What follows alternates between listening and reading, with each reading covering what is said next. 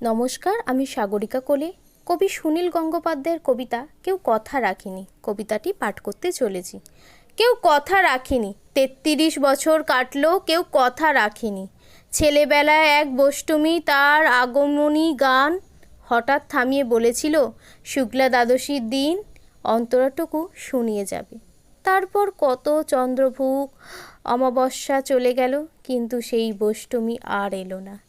২৫ বছর প্রতীক্ষায় আছি।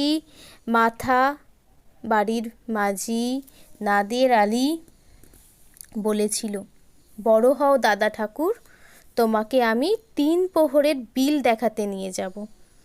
সেখানে পদ্মফুলের মাথায় সাপ আর ভোমরের খেলা করে।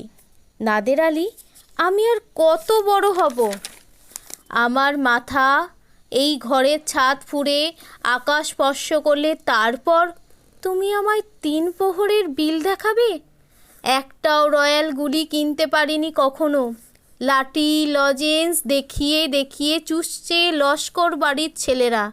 ভিখারির মতন চৌধুরীদের গেটে দাঁড়িয়ে দেখেছি। ভিতরে রাত উৎসব, অবিরল রঙের ধারার মধ্যে সুবর্ণ কঙ্কণ পরা ফর্সা রমণীরা কত রকম আমোদে হেসেছে। আমার দিকে তারা ফিরেও চায়নি।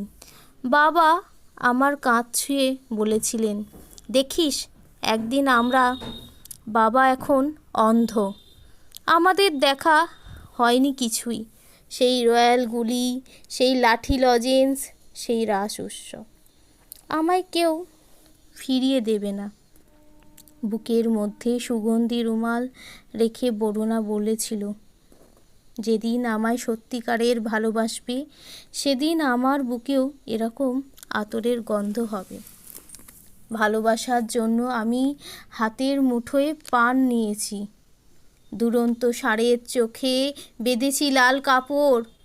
বিশ্ব সংসার তন্ন তন্ন করে খুঁজে এনেছি ১০৮ নীল পদ্ম, তবু কথা রাখিনি বরুণা। এখন তার বুকে শুধুই মাংসের গন্ধ। এখনও সে যে কোনো নারী, কেউ কথা রাখেনি। ৩৩ বছর কাটলো, কেউ কথা রাখে না। নমস্কার।